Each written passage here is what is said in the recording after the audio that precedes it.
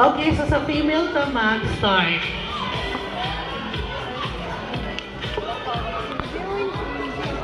Okay, Cyril, you pick question number 9.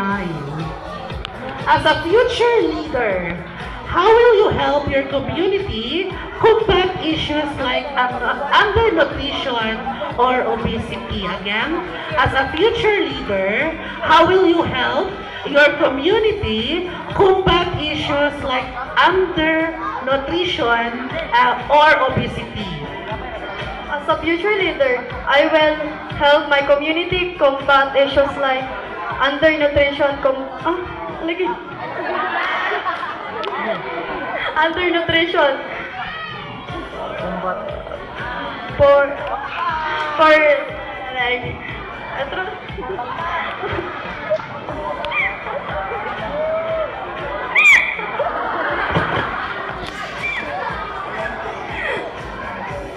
As a future leader, I will help my community combat issues like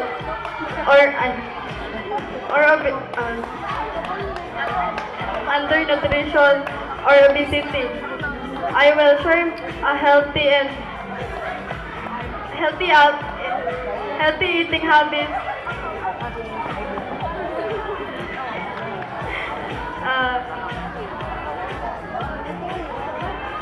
And I think